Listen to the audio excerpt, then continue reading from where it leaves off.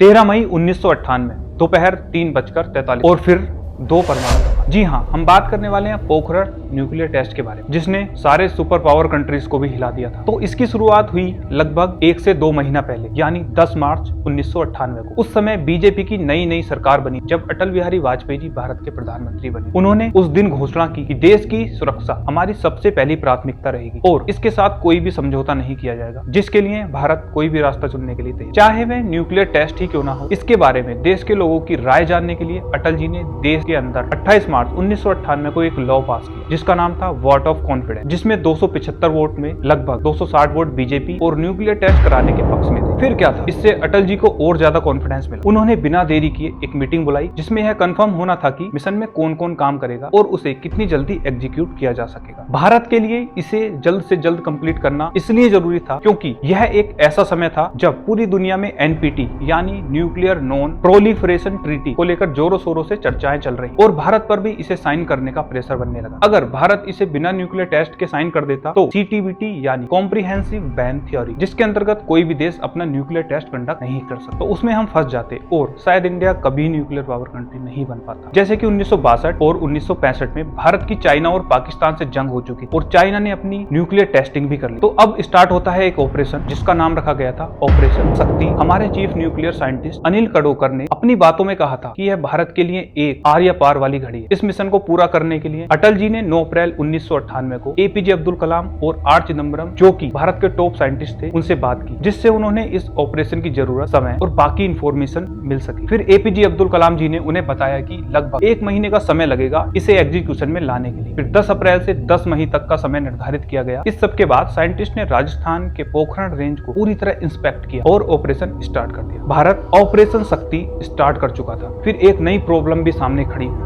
जो थी CIA। उसको जैसे ही इस बात की भनक लगी कि इंडिया न्यूक्लियर टेस्ट करने जा रहा है, क्योंकि अमेरिका कभी नहीं चाहता था, इसने भारत पर नजर रखनी शुरू कर दी कि इंडिया भी उसकी बराबरी कर सके। इसलिए निगरानी करने के लिए अमेरिका ने 4 सैटेलाइट भी स्पेस में स्थापित किए, पर भारत अपने ऑपरेशन को बढ़ाता रहा, जिसे 58 इंजीनियर रेजिमेंट के जवानों पर सौंप दिया गया। पोखरण रेंज में टेस्टिंग के लिए एक बड़ा खड्डा खोदा गया, जिसमें एक सुरंग भी थी, इसे घास से ढक दिया जाता था और इससे निकली रेत से सेंसर और केबल्स को दबाया जाता था। वह CIA की नजर में ना आए, इसलिए वहां रेगुलर उगने वाली घास और पास में होने वाले क्रिकेट मैच को बढ़ावा दिया गया, जिसमें खुद ऑफिसर जाके वहां मैच खेलते थे। इसके बाद फिर बहुत सारी ऑनियन यानी प्याज को इकट्ठा किया गया। अब आपके मन में सवाल आ रहा होगा कि न्यूक्लियर टेस्ट में प्याज का क्या काम? जी हाँ, प्याज ने इस टेस्ट में बहुत बड़ा रोल अदा किया। इसकी खासियत यह है कि ये सारे रेडिएशंस को एब्जॉर्ब करने में बहुत काम की चीज। न्यूक्लियर बम को इसके बीच में रखा गया ताकि ये सारे रेडिएशंस को एब्जॉर्ब कर ले और बाहर तक रेडिएशंस ना जा पाए। आखिर वह दिन आ ही गया जिसका सभी को बेसब्री से इंतजार था, यानी